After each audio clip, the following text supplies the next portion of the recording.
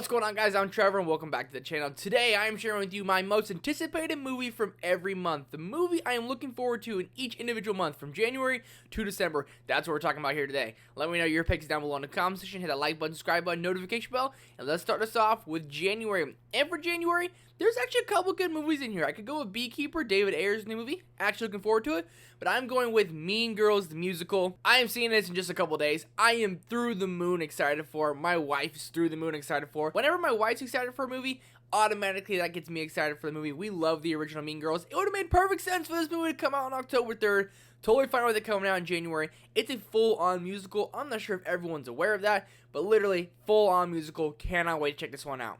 February, one of the most notoriously slow months for movies, but I'm going with Madam Web. Another movie my wife is also very, very much looking forward to, so we'll both be checking this one out in February as well. Madam Web looks fine. It doesn't look like anything spectacular. I'm hoping I get surprised by this movie because my expectations are relatively low.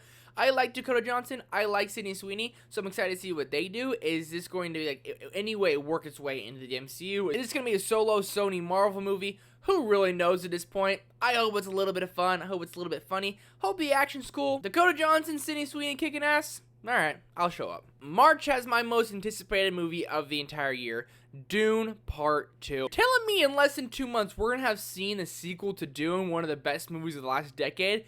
Yes, thank you very much. I cannot wait to be there night one. I love the first Dune. It's like Lord of the Rings in space, as everyone calls. I love Paul Atreides. I love the world Denis Villeneuve created. And this movie looks like it's going to be action-packed from start to finish. House of Atreides got their asses kicked in the first Dune.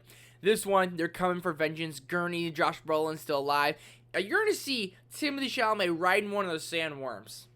It's going to be epic. It's going to be awesome. And it might even set up the third Dune. And it might make it for the best trilogy arguably ever. Cannot wait for this one. Can't believe it's coming out in March. Less than 2 months. I'll have seen Dune Part 2. Let's go. For April, I'm going with Godzilla x Kong. I always get really excited for this movie. I was very excited for Godzilla vs. Kong.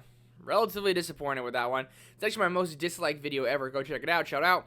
But this one, it just looks fun. Godzilla's pink. I'm hoping they don't have any human characters throughout this movie because the human characters in the MonsterVerse have been literally the killer of these movies.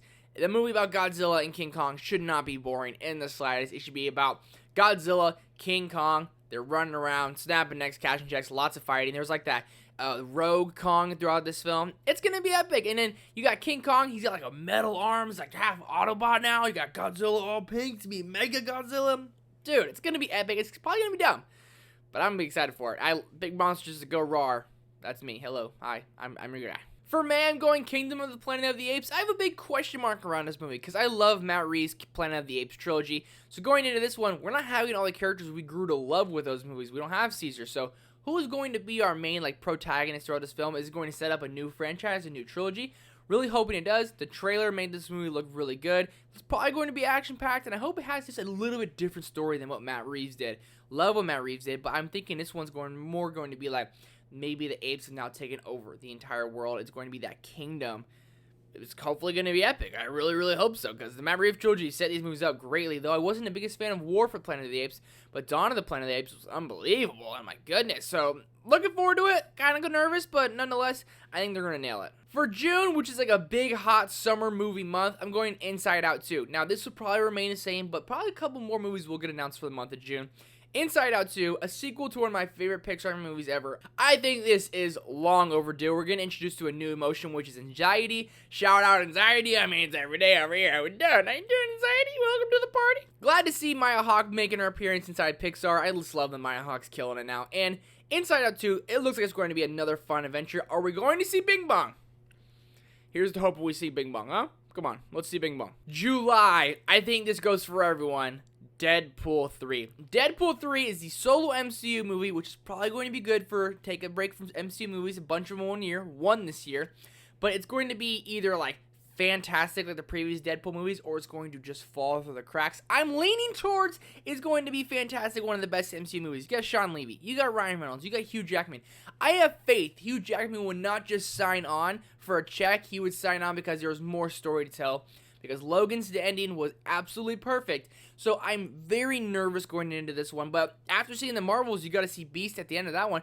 Is this the new universe we're in? Are we going to get more mutants throughout this one? Are we going to get introduced to more X-Men characters? What's the post-credit scene going to be like? Is this movie going to set up the future MCU Avengers movies? I'm thinking it might. I think the stakes are at an all-time high for this film. That's what gets me most excited. For August, this is my least favorite month of the entire year. It's like the tail end of summer. Every day's hot.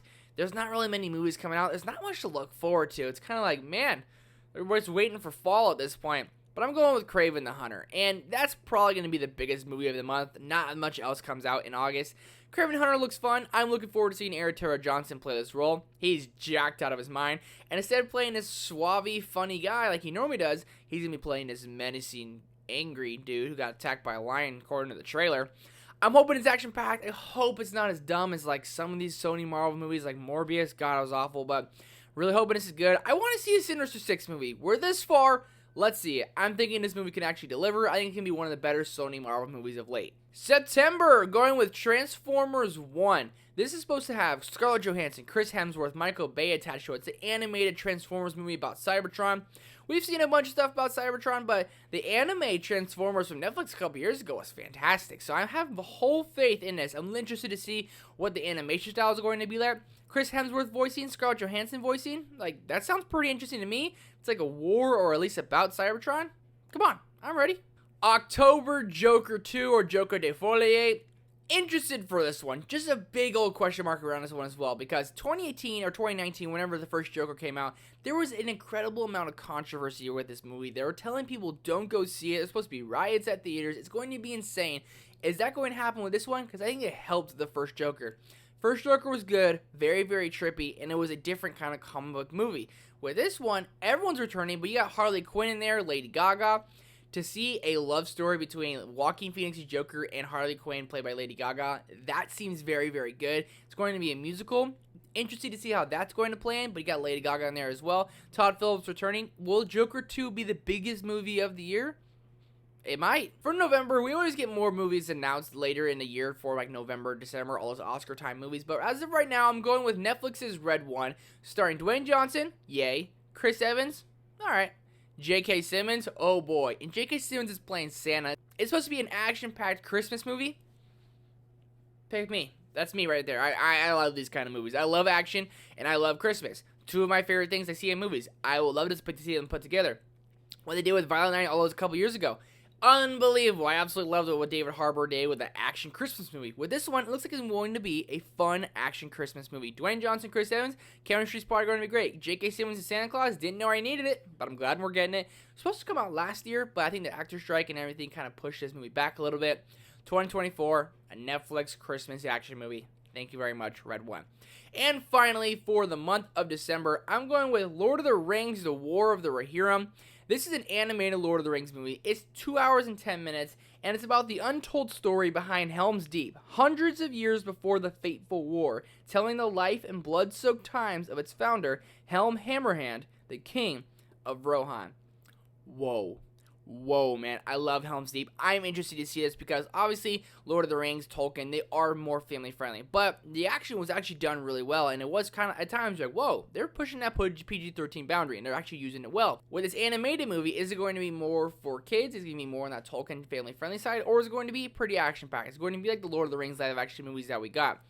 Interested to see how they do. I'm a Lord of the Rings guy. One of my favorite franchises ever. Lord of the Rings Return of the King, arguably my favorite movie of all time. Heading into this one, I'm excited to explore the lore of Helm's Deep, or we're going to kind of get like foreshadowing for everything to come. Looking forward to it. I love the Helm's Deep battle in Two Towers. Who doesn't? It's the most anticipated month for the month of December. It's my most anticipated movie for the month of December. That's going to do it for most anticipated movies from every month. Let me know your picks down below in the comment section. Hit that like button, subscribe button, notification bell. Thank you guys so much for watching and for being here. And I'll see you in the next one.